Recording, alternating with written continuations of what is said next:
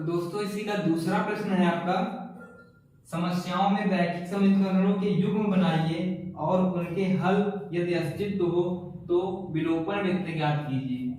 तो जो दूसरा प्रश्न है उसका पहला पार्ट है, यदि हम अंश में एक जोड़ दें तथा हर में से एक घटा दें। यदि हम अंश में से एक जोड़ दें तथा हर में से एक घटा दें। सबसे पहले इन सवालों में आपको क्या करना है कि अंश एवं हर आपको मान लेना है। तो मान लो, माना अंश बराबर p, माना अंश बराबर p और हर बराबर q। तो कह रहा अगर अंश में एक जोड़ दें अर्थात p प्लस 1 और कह रहा हर में एक घटा दें अर्थात q माइनस 1, तो बराबर हो जाता है, तो वो बराबर हो जाता है 1 के। यानी ये जो भिन्न है इसकी वैल्यू 1 आएगी।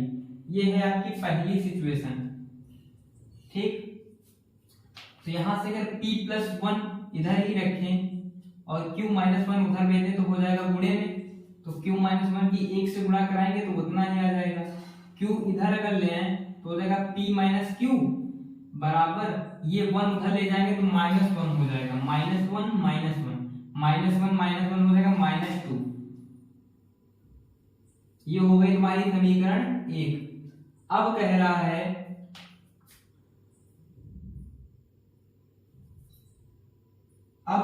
है यदि हर में एक जोड़ दें तो यह 1/2 में बदल जाती है। कह रहा है कि अगर हर में एक जोड़ दें अर्थात अंश वैसे ही रखेंगे p और हर जो है q उसमें एक जोड़ दें तो जो भिन्न है वो हो जाती है 1/2। क्या हो जाती है 1/2। अब इसको भी अगर सही से लिखें, ये सेकंड सिचुएशन है आपकी। फिर 2 जब क्रॉस गुणा कराएंगे तो 2 इसके गुणे में आ जाएगा तो हो जाएगा 2p बराबर q प्लस 1 की गुणा 1 से कराएंगे तो उतना ही रहेगा q प्लस 1। q इधर ले आए तो हो जाएगा 2p और q उधर प्लस का इधर आ जाएगा माइनस का बराबर 1। ये हो गई आपकी समीकरण नंबर 2। करना क्या है, आपको एक चर विलुप्त करना, विलोपन विधि में एक चर आपको गायब करना है। यहाँ पे भी देखो q जो है उसके आगे कुछ नहीं मतलब 1 है, यहाँ पे भी q जो है उसके आगे कुछ नहीं मतलब 1 है। तो समीकरण 1 से 2 डायरेक्ट घटा दो, वहां भी माइनस यहाँ भी माइनस, यानी समान चिन्ह है तो घटाना पड़ेगा। तो समीकरण 1 से 2 घटा दो, पहले तो लिख लो एक बार तो आपको देखने में दिक्कत नहीं होगी। बराबर 1। तो जब घटाओगे समीकरण 1 से 2 को तो p से 2p जाएगा, बचेगा क्या माइनस p, q से q जाएगा कैंसिल और -2 यहाँ पे भी -1 हो जाएगा -3। तो माइनस माइनस कैंसिल, p बराबर आया 3। p की वैल्यू आपकी 3 निकल आई है तो इसको किसी एक समीकरण में रख दो, q की वैल्यू निकल आई। मान लो इसमें रख रहे हैं तो p माइनस q यानी कि 3 माइनस q बराबर है -2 के। तो माइनस q बराबर हो जाएगा -2, 3 इधर प्लस का उधर आएगा माइनस का, तो माइनस q बराबर -2 -3 हो जाएगा -5। तो माइनस माइनस कैंसिल, q बराबर आ जाएगा 5। q की वैल्यू 5 आई, p की वैल्यू 3 आई। तो भिन्न तुमको पता है अंश बटे हर यानी कि p बटे q बराबर कितना हो जाएगा 3/5। यही आपसे पूछा गया था कि वो भिन्न बताओ जो इस दोनों सिचुएशन को संतुष्ट करती हो। अब इसी का दूसरा पार्ट है आपका, इसी का दूसरा पार्ट है कि 5 वर्ष पूर्व नूरी की आयु सोनू की आयु की 3 गुनी थी। इसमें सबसे पहले तो नूरी की आयु माना नूरी की आयु,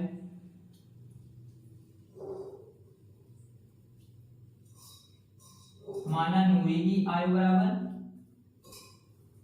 n वर्ष और जो सोनू है उसकी आयु हमने मानी f वर्ष। तो 5 वर्ष पूर्व की बात कर रहा है तो 5 वर्ष पूर्व नूरी की आयु कितनी होगी n-5। जैसे अभी अगर आप 18 साल के हैं तो 5 साल पहले कितने के हुए होंगे? 13 साल के हुए होंगे। उसी तरह अगर नूरी की अभी n वर्ष है आयु तो 5 साल पहले कितनी होगी? 5 वर्ष पूर्व मतलब पहले। नूरी की आयु कितनी होगी? n-5।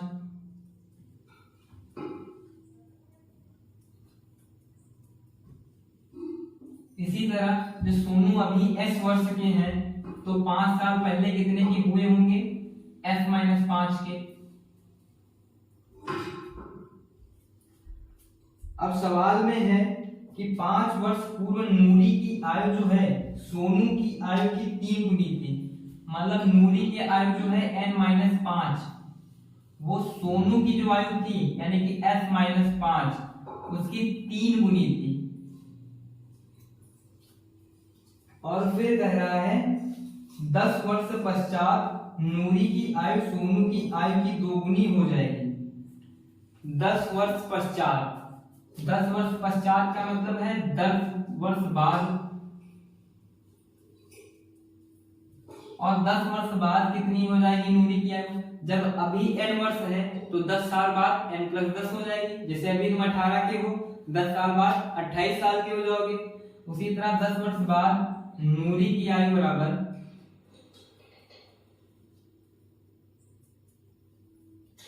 n+10 और सोनू की आयु बराबर s+10। नूरी बढ़ेगी तो क्या सोनू बैठा रहेगा? वो भी तो बढ़ेगा s+10। अब कह रहा है जो नूरी की आयु 10 साल बाद है वो सोनू की आयु की 2 गुनी हो जाएगी। अर्थात n+10 अर्थात नूरी की आयु बराबर हो जाएगी 2 गुनी किसकी? सोनू की आयु की। एक समीकरण ये बनना है, एक ये बनना है। इसी से आपको आंसर लाना है। इसको आप हल करेंगे तो हो जाएगा n-5 बराबर 3 की 5 s से गुणा करेंगे 3s माइनस 3×5 = 15। और यहाँ क्या है n+10 बराबर 2 की गुणा s से कराएंगे तो 2s और प्लस 10 गुना 20। इसको मान ले समीकरण 1, इसको मान ले 2। किसी एक चर को आपको विलुप्त करना है। देखो यहाँ पे भी जो n की वैल्यू है केवल n है, यहाँ पे भी n है केवल। तो घटा दें समीकरण 1 से समीकरण 2 को घटा दें। तो जब समीकरण 1 से समीकरण 2 को आप घटाएंगे तो n से m गया, बचा क्या 0। -5 से 10 जाएगा तो हो जाएगा -15। -5 से 10 जाएगा तो -15 हो जाएगा। मतलब अगर -5 है उसमें 10 घटाओ कितना हो जाएगा? -15 बराबर 3s में 2s जाएगा, बचेगा क्या s। और 15 माइनस का है और ये 20 घटाएंगे उसमें -15 में 20 अगर घटाएं तो हो जाएगा -35। तो ये हो जाएगा -35। अब ये जो s है ऐसे ही रखें और जो 35 उधर माइनस का इधर भेज दें तो प्लस का हो जाएगा। तो -15 और 35 जो वो माइनस का इधर आएगा प्लस का हो गया। 35 से 15 जाएगा, बचेगा क्या 20। s की जो वैल्यू है 20 निकली। यानी कि जो सोनू है वो अभी 20 साल के हैं। तो नूरी की आयु को बतानी है। किसी एक समीकरण में मान रख दो। मान लो इसमें रख रहे हैं, इसमें दूसरी समीकरण में तो n+10 बराबर 2s है। यानी कि 2 गुणे s की जगह पे 20, 2 गुणे 20 हो जाएगा 40 और प्लस 20 ये वाला। तो n बराबर हो जाएगा 40 20 60 और ये जो 10 इधर प्लस का उधर आएगा माइनस का हो जाएगा। तो n बराबर आएगा 50। तो नूरी 50 साल की है और सोनू भाई साहब 20 साल के हैं। इस प्रकार हमारा दूसरे प्रश्न का दूसरा पार्ट भी हल हुआ। इसी का तीसरा पार्ट है 2 अंकों की संख्या के अंकों का योग। 2 अंकों की कोई संख्या है, मान लो दहाई का जो अंक है वो है x और जो इकाई का अंक है वो है y। तो बोल रहा है दो अंकों की संख्या के अंकों का योग 9 है, यानी कि जो x प्लस y है अंकों की संख्या का योग वो है 9 के बराबर। और फिर कह रहा है इस संख्या के अंकों को पलटने पर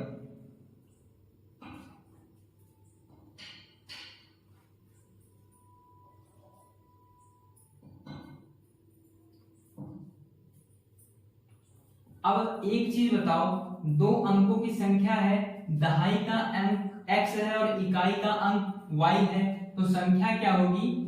संख्या क्या होगी? 10x plus y। क्या होगी? 10x plus y। मान लो अगर 21 आपको लिखना है तो इकाई दहाई का अंक 2 है और इकाई का अंक 1 है, तो 10 गुणे 2 करोगे तब 20 और प्लस 1 करोगे तभी तो संख्या आएगी। उसी तरह का अंक है दहाई का x और इकाई का y, तो 10x प्लस y जो होगी वही संख्या होगी। कह रहा संख्या का 9 गुना संख्या के अंकों को पलटने से बनी संख्या का दोगुना है। संख्या का 9 गुना अर्थात जो ये वाली है संख्या इसका 9 गुना पूरे 10x प्लस y संख्या, ये जो संख्या ब्रैकेट में संख्या लिखी उसका 9 गुना, वो कह रहा बराबर है 2 गुने के संख्या को उलटने पे, संख्या के अंकों को उलटने पे, यानी कि जो x है उसकी जगह पे y आ जाएगा और जो y उसकी जगह पे x आ जाएगा। ये बोल रहा है सवाल में। इसको अगर हल करके लिखे तो हो जाएगा 9 गुणे 10 यानी कि 90x, 9 गुणे y मतलब 9y बराबर 2 की गुणा 10y से हो जाएगा 20y प्लस 2 की गुणा x से हो जाएगा 2x। x वाले इधर ले आओ तो हो जाएगा 90x, 2x उधर प्लस का इधर आएगा माइनस का, प्लस 9y, 20y उधर प्लस का इधर आएगा माइनस का, बराबर क्या बचेगा 0। 90x से 2x जाएगा बचेगा 88x और 9y से 20y जाएगा तो बचेगा -11y बराबर 0। दिख रहा होगा 11 88 11 कम 11 काट देंगे इसको तो कोई फर्क नहीं पड़ेगा। समीकरण में इसको मान लो समीकरण 2, तो समीकरण 2 में 11 से भाग कर दें, समीकरण 2 में 11 से भाग देने पर 11 से भाग करेंगे तो यहाँ पे हो जाएगा 8x माइनस 11 से भाग करेंगे तो y बचेगा, 0 को 11 से भाग करेंगे 0 ही रहेगा। इसको मान ले समीकरण 3। अब समीकरण 1 और 3 को आपको हल करना है। एक कोई चर विलुप्त करना है और चर विलुप्त करने के लिए उसके आगे के गुणांक बराबर करने होंगे। तुमको दिख रहा होगा कि y में गुणांक 1 है, y में गुणांक 1 है, तो हमको बराबर भी करने की जरूरत नहीं है, डायरेक्ट वहां पे प्लस यहाँ पे माइनस तो जोड़ दें, प्लस माइनस माइनस कट जाएगा, तो समीकरण 1 और 3 जोड़ दें, समीकरण 1 प्लस समीकरण 3। देखो यहाँ पे x है, यहाँ पे 8x है, जोड़ेंगे तो हो जाएगा 9x, यहाँ पे प्लस y यहाँ पे माइनस y जोड़ेंगे तो कट जाएगा, बराबर उधर 9 है इधर 0, 9 0 जोड़ेंगे तो हो जाएगा 9, 9 1 कम 9, 9 1 कम 9, x की जो वैल्यू है वो निकली 1। अब y की वैल्यू को निकालनी, यहां से निकाल लो, तो x प्लस y बराबर 9 है, x की जगह पे 1 प्लस y बराबर 9, यहां से y बराबर हो जाएगा 9, ये 1 उधर जाएगा तो माइनस का बराबर आएगा 8, तो y बराबर 8 निकला। जो दहाई का अंक है हमारा 1 है और इकाई का अंक 8 है, तो संख्या क्या होगी? संख्या होगी 10x प्लस 9 प्लस y, संख्या यही तो होगी 10x प्लस y, तो हो जाएगी 10 गुणे 1 प्लस y की जगह पे 8, ये हो जाएगी 10 एकम 10 प्लस 8 18। यहाँ पे डायरेक्ट लिख सकते थे, दहाई का अंक 1 था, इकाई का अंक, तो डायरेक्ट लिख देते 18, कोई दिक्कत नहीं।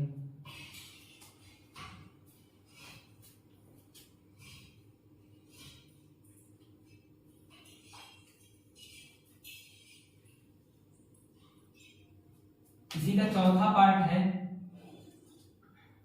मीना 2000 निकालने के लिए एक बैंक गई। मीना को 2000 रुपए निकालने होंगे तो बैंक गई, उसने खजांची से 50 रुपए की नोट तथा 100 रुपए के नोट देने के लिए कहा। मीना ने कुल 25 नोट प्राप्त किए। ज्ञात कीजिए कि उसमें से कितने 50 और कितने 100 के हैं। देखो कोई मीना है, वो बैंक गई है 2000 रुपए निकालने के लिए।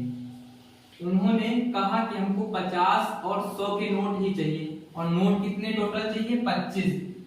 यानी कि माना 50 के नोट बराबर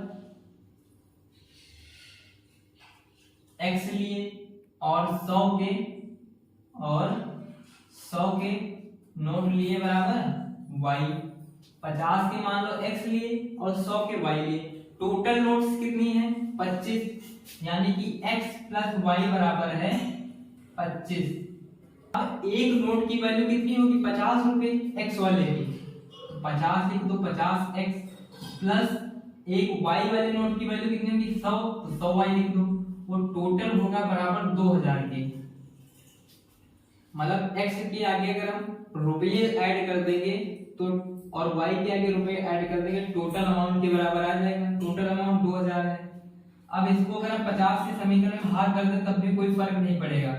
50 से जब भाग करेंगे तो यहाँ पे बचेगा केवल x प्लस 50 दूनी 100 y बराबर 50 चक्कू 200, तो इस 200 के जगह पे 4 आ गया और 0 बचा, वो लिख लेंगे। समीकरण ये हो गई 1, ये हो गई 2।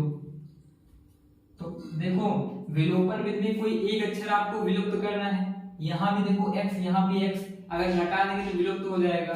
तो घटा दो समीकरण 1 से समीकरण 2 घटा दो। समीकरण 1 माइनस 2, तो अगर x से x जाएगा तो 0 बचेगा, y से 2y जाएगा तो बचेगा माइनस y बराबर 25 से 40 जाएगा, 25 से 40 जाएगा, कितना बचेगा? माइनस 15।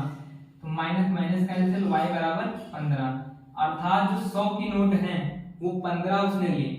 अब आपको बताना है कि 50 की नोट कितनी लिए, तो x प्लस वाई बराबर 25 है, तो x प्लस वाई की जगह पे 15 रख दें बराबर 25।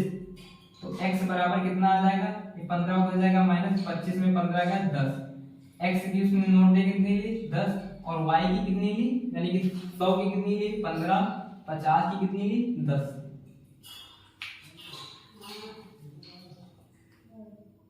इसी का लास्ट पार्ट है कि कोई पुस्तकालय है, वो किराए पर पढ़ने के लिए बुक देता है, और उस बुक के लिए पहले 3 दिनों के लिए किराया नियत है। नियत मतलब कांस्टेंट है, तुमको जैसे 25 रुपए देने हैं तो देने ही है, 3 दिन के लिए 25 रुपए देने हैं, आगे बढ़ता जाएगा जितने दिन रखोगे। तो 3 दिन का किराया जो है कांस्टेंट नियत है, फिर आगे बढ़ता जाता है। तो कोई सरिता है, वो 7 दिन के लिए किताबें ले जाती हैं और 25 रुपए उसके लिए उनको किराया देना पड़ता है। तो सबसे पहले तो नियत वाला किराया मान लेंगे। माना नियत किराया, यानी कि जो 3 दिन के लिए है, माना नियत किराया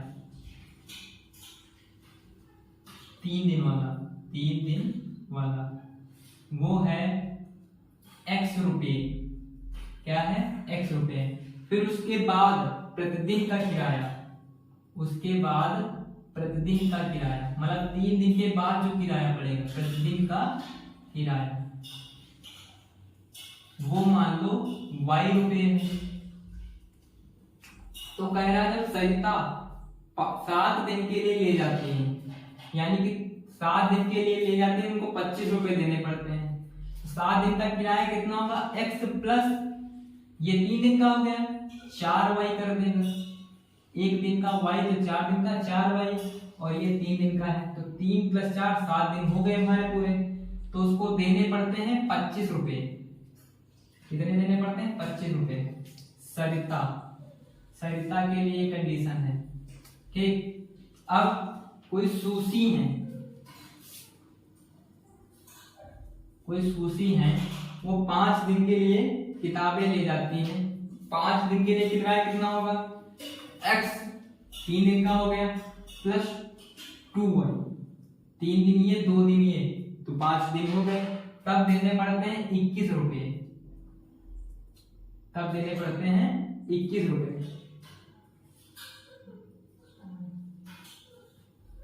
सॉरी यहाँ पे 27 रुपए है, 25 नहीं 27 रुपए।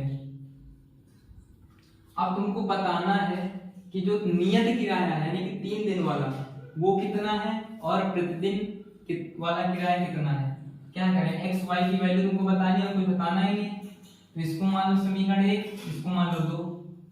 विलोपन विधि में आपको पता है एक चर विलुप्त किया जाता है।